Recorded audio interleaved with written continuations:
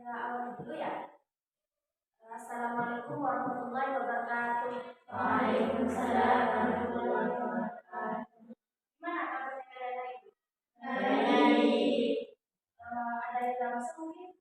Ada. Nanti kelasnya yang nggak masuk dicatat ya. Ya. Minggu lalu kita sudah belajar tentang norma-norma. Sekarang masuk menumbuhkan kesadaran terhadap Undang-Undang Dasar Negara Republik Indonesia tahun 1945. Sudah dibaca? Kan minggu kemarin Ibu sudah baca, katanya sudah dibaca? Ya.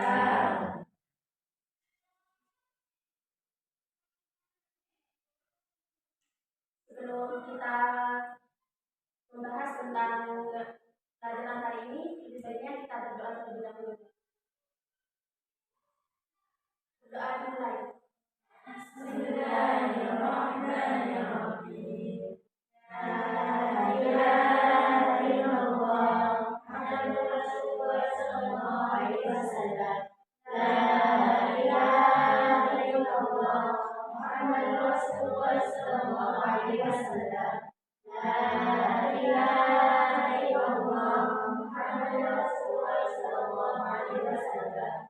Rabbi shrah li sadri wa yassir li amri wahlul 'uqdatam min lisani yafqahu qawli. Rabbi zidni 'ilma warzuqni fahma. Allahumma nawwir qalbi bi nuri hidayatika kama nawwarta qalbi bi nuri syamsika. Allahumma nawwir qalbi bi nuri hidayatika kama nawwarta qalbi bi nuri syamsika.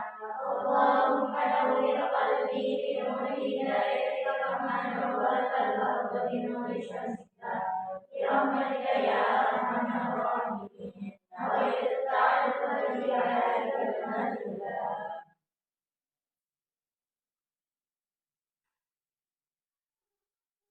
Baik, sebelum kita mulai, kalian pasti sudah sering mendengar tentang Undang-Undang Dasar.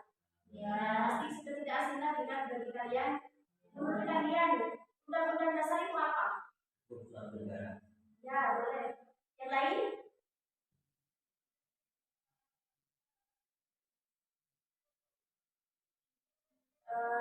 Undang-Undang Dasar itu merupakan hukum dasar di negara ini yang tertulis. Undang-undang itu kan kata gampangnya adalah peraturan yang tertulis. Di sana kan ada peraturan-peraturan apa, undang-undang tentang apa, karena itu. Jadi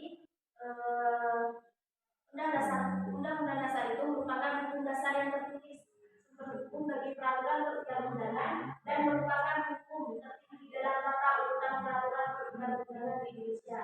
Jadi Undang-Undang Dasar ini merupakan peraturan tertinggi yang ada di negara ini. Jadi semuanya ini harus dipatuhkan pada undang-undang. Tidak boleh menyalahi undang-undang. Tidak boleh peraturan-peraturan yang kita buat di bawah undang-undang ini tidak boleh keluar dari prinsip-prinsip Undang-Undang Dasar. Ini hal-hal yang menjadi alasan sehingga suatu negara memiliki undang-undang. Kata 4, yang pertama, tindak warga negara yang bersangkutan agar terjamin haknya, bertujuan untuk mengatasi tindakan-tindakan para penguasa. Nah, di sini undang-undang yang pertama alasannya kehendak warga negara yang bersangkutan agar terjamin haknya. Di sana kan ada undang-undang tentang hak asasi manusia, gitu. Jadi sekarang kan tadi sudah dijelaskan sama Pak Untung tentang globalisasi. Sekarang sudah menurunnya kualitas diri sendiri. Jadi sekarang sudah membagi diri sendiri dari menengah ke atas, menengah ke bawah. Jadi seperti itu. Adanya undang-undang ini untuk melindungi rakyat Indonesia dari pembedaan hal itu. Meskipun dari kalangan menengah ke bawah itu tidak boleh ditindas oleh yang menengah ke atas gitu. Jadi haknya itu terjaga karena ada undang-undang. jika ada yang melanggar maka boleh dilaporkan gitu. Jadi ada hukum pidananya. Yang kedua, kehendak penguasa negara atau rakyatnya untuk menjamin agar terdapat sistem tertutup atas pemerintah negaranya. Itu kehendak penguasa itu maksudnya penguasa kayak DPR kayak gitu. Itu kan tidak boleh semena-mena kepada rakyat. Itu kan wakil rakyat. Jadi adanya undang-undang untuk mengatur bagaimana pekerjaan DPR untuk menjadi wadah rakyat. Itu tidak boleh semena-mena kepada rakyat di bawahnya. Maka ada undang-undang. Yang ketiga, tidak membentuk negara baru agar terdapat kepastian tentang cara penyelenggaraan ketatanegaraan. Contohnya yang Februari kemarin adanya pemilu. Itu. Jadi adanya undang-undang ini kita bisa tahu bagaimana cara pelaksanaan pemilu tersebut biar terlaksana dengan baik, terlaksana dengan terstruktur kayak gitu. Tidak tidak campur aduk kayak gitu. Jadi sistematisnya sudah tertata. Yang keempat, kehendak dari beberapa negara yang mulai berdiri sendiri untuk menjadi kerjasama. Jadi ini masuk ke yang globalisasi tadi. Jadi ada undang-undang untuk kerjasama dengan negara lain. Tidak berdiri sendiri. Jadi ada ikatan yang tentunya bisa menguntungkan kedua belah pihak.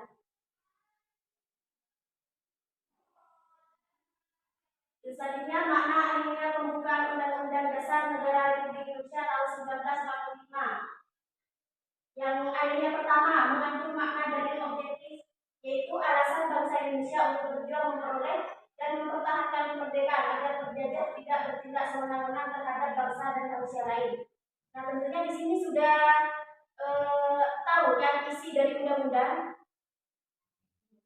Ya kan setiap upacara pasti ada pembacaan undang-undang. Nah, yang di alinea pertama ini berisi tentang alasan bangsa Indonesia untuk berjuang mempertahankan kemerdekaan Indonesia ini.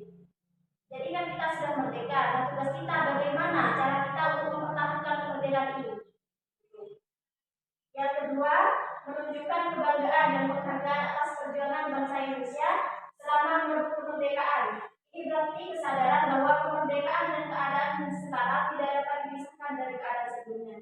Nah, kemerdekaan yang kita rasakan sekarang pasti berkaitan dengan perjuangan-perjuangan para pahlawan yang mereka lakukan sejak dulu. Jadi hal ini tidak dapat dipisahkan.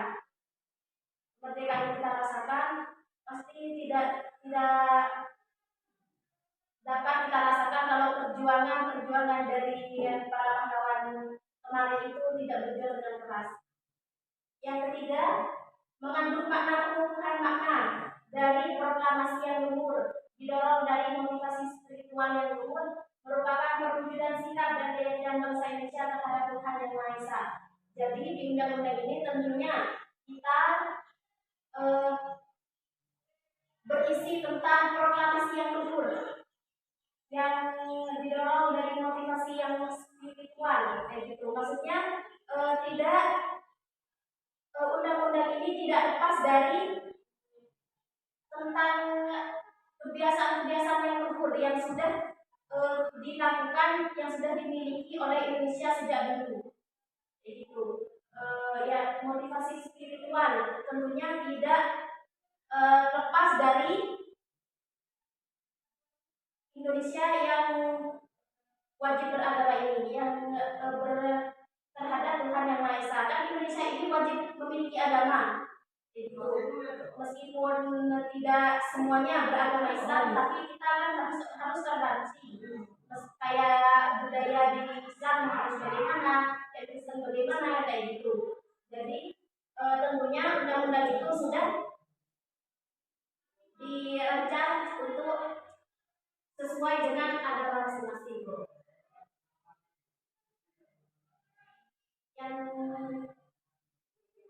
Yang selanjutnya, yang terakhir alinea keempat, keempat ini menunjukkan tujuan negara yang akan diwujudkan oleh pemerintah negara, yaitu melindungi segenap bangsa Indonesia dan seluruh tumpah darah Indonesia, memajukan kesejahteraan umum, mencerdaskan kehidupan bangsa, dan melaksanakan ketertiban dunia yang berdasarkan kemerdekaan, perdamaian abadi, dan keadilan sosial.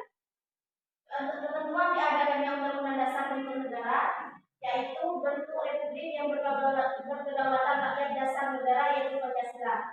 Nah, di alinea keempat ini baru tertuang bagaimana tujuan-tujuan yang harus diwujudkan oleh negara Indonesia ke depannya, seperti melindungi segenap bangsa Indonesia, memajukan kesejahteraan umum, kayak gitu. Jadi itu tujuan-tujuan dari negara Republik Indonesia ini ke depannya agar menjadi lebih baik, yaitu melaksanakan ketertiban dunia, perdamaian abadi, kayak gitu.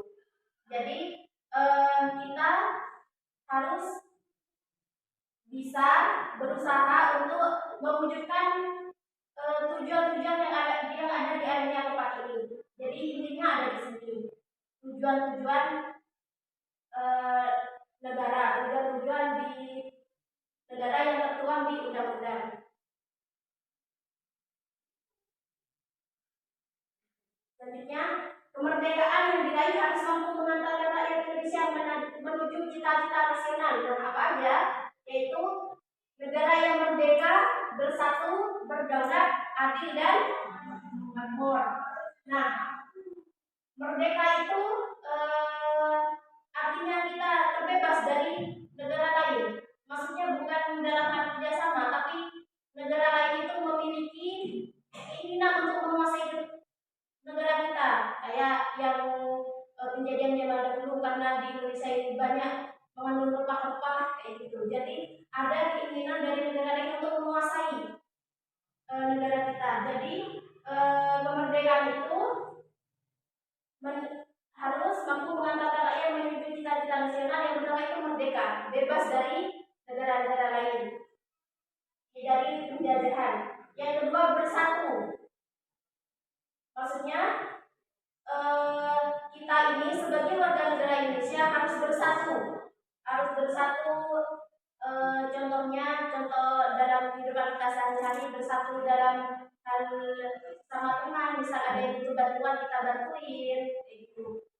Kalau ada yang bermusuhan kita cari jalan tengah, jangan ikut memusuhin, itu. Jadi kita harus bersatu untuk menuju cita-cita Indonesia. Yang selanjutnya berdaulat, berarti sebagai negara Indonesia derajat dengan negara-negara lain. Maksudnya Indonesia ini memiliki hak untuk menentukan bagaimana jalannya negara Indonesia ini ke depannya, tidak diatur oleh negara-negara lain. Indonesia mau menerima investasi dari pihak manapun, itu Indonesia punya hak untuk menentukan sendiri, tidak oleh negara-negara lain. Yang selanjutnya ada adil. Nah, di sini yang semakin keadilan ini yang sekarang semakin menurun. Jadi untuk mencapai cita-cita negara Indonesia, kita ini harus adil. Dari atasan ke bawahan itu harus adil. Sama teman saja kita harus adil, tidak boleh berat sebelah. Biasanya ini keadilan ini sulit dilakukan oleh orang yang berkuasa ke bawahnya. Yang terakhir adalah makmur, yaitu mewujudkan kemakmuran dan kesejahteraan bagi negaranya. Contohnya seperti kita ini harus negara ini harus menjadi satu-satunya wadah terbaik untuk rakyatnya mengadukan apa keluh kesahnya, terus kayak gitu dah. Jadi rakyat Indonesia ini makmur dalam artian sejahtera kayak gitu, tidak ada masalah-masalah yang masih tersimpan. Yang terakhir, Undang-Undang Negara Republik Indonesia tahun 1945 terdiri atas pembukaan dan pasal-pasal. Pembukaan berkedudukan lebih tinggi daripada pasal-pasal karena pembukaan merupakan pokok kaidah negara yang fundamental bagi negara Republik Indonesia.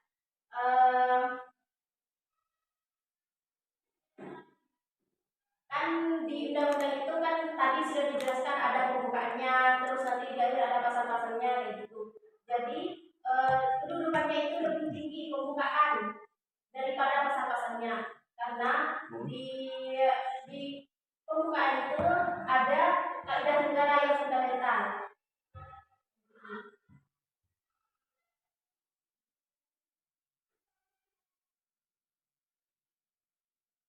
Mungkin ada yang menanyakan tentang yang dijelaskan tadi.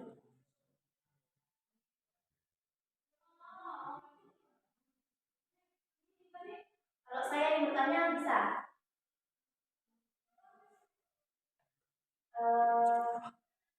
Sampean yang jawab sendiri. Menurut sampean adil itu gimana? Yang bagaimana? Sama rata. Yang lain? Adil itu bagaimana menurut kalian?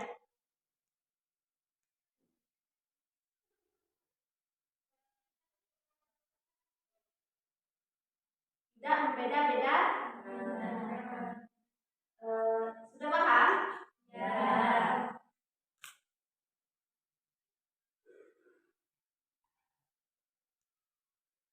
Kalau sudah paham, saya akhiri dulu pertemuan hari ini. Kita lanjutkan minggu depan.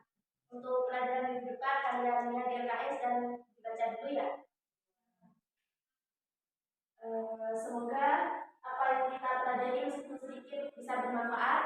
Amin. Saya akhiri. Assalamualaikum warahmatullahi wabarakatuh.